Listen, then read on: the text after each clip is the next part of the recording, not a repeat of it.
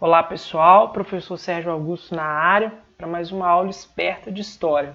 Dessa vez o tema da nossa aula é o mecenato, que é um subtema que está dentro de um tema muito maior, que é o Renascimento.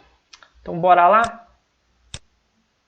Então primeiramente aqui a gente vai abordar o contexto de surgimento do mecenato. O que é isso, professor? São os fatores que favoreceram o surgimento dessa prática, tá? Então, o primeiro deles, que é interessante ressaltar aqui, é o comércio marítimo realizado através do mar Mediterrâneo. Então, através desse comércio marítimo, entre o mundo europeu e o mundo árabe, em busca das especiarias, né, os tecidos em seda, os temperos, enfim, os objetos de porcelana tão valorizados no mundo europeu, esse comércio ele favoreceu uma acumulação de riqueza por parte dos italianos. Mas por que os italianos? Os italianos eles dominavam nesse período do século XIV, né, início do século XV, aí, o comércio através do mar Mediterrâneo, que era o principal ponto de ligação do mundo árabe com o mundo europeu. Então essa acumulação de riqueza favoreceu o surgimento do mecenato. Por quê? Uma vez que esse excedente de capital estava sobrando, então muitas pessoas começaram a investir na arte. E essa prática, né, ficou conhecida como mecenato. Então houve, né, um maciço investimento na produção artística de escultores, pintores, músicos, arquitetos, escritores e etc. Aqui uma definição bem interessante de mecenato, tirada lá do dicio.com.br, mas eu também trouxe uma específica para vocês, que é essa aqui, ó. Então o mecenato ele vai caracterizar pela prática de estímulo à produção cultural e artística, que consiste no financiamento de artistas e de suas obras. Então quem que eram os mecenas desse período? Ora, poderiam ser burgueses, né, nobres e pessoas ligadas ao clero também. E com qual objetivo essas pessoas praticavam mecenato? O primeiro deles era a busca de prestígio em relação à sua posição na sociedade e, claro, a questão do poder. Então, durante o Renascimento, principalmente na Itália, nas cidades-estados italianas, porque nesse período aqui, a Itália como Estado-nação, a Itália ainda não havia se formado, e só veio ocorrer no final do século XIX, 1870, ali na década de 1870. Então, essas cidades italianas, Roma, Veneza, Gênova, Florença, eram pequenas cidades, cada uma com sua organização política e social própria.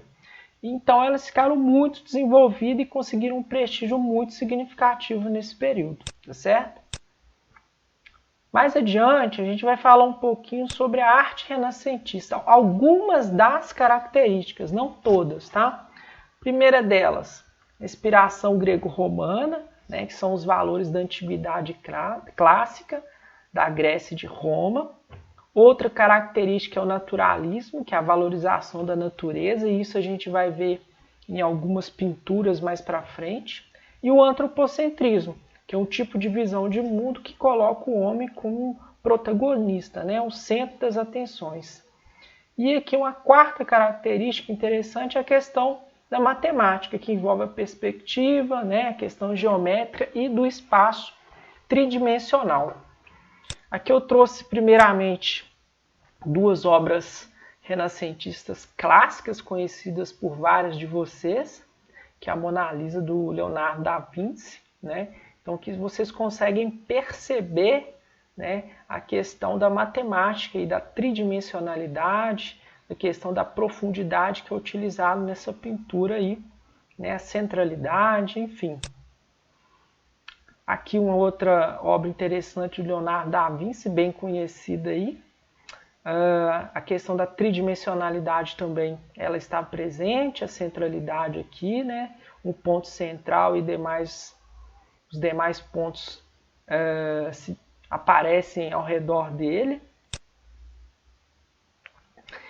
Quem são esses artistas, né? Eu citei ali o Leonardo da Vinci, no primeiro vídeo eu citei ele também. E agora eu fiz uma lista mais completa aqui para vocês. Então aqui a gente tem aqui o Sandro Botticelli, Michelangelo, o próprio Da Vinci, né? Donatello, o Shakespeare, Luís de Camões, Cervantes, enfim. Algumas obras aqui eu trouxe para vocês. Essa aqui também é uma obra bem conhecida, essa aqui do Sandro Botticelli, que é o Nascimento de Vênus. Mais adiante a gente tem Primavera.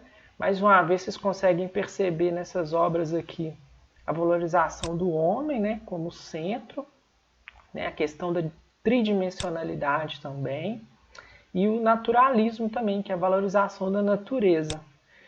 Mais adiante a gente tem uma escultura, tá? Essa aqui do Michelangelo, Davi, aqui uma característica que é o antropocentrismo, e também os valores clássicos, né, da antiguidade clássica, a retomada dos princípios gregos e romanos aí. Aqui uma outra escultura, Pietà, também do Michelangelo.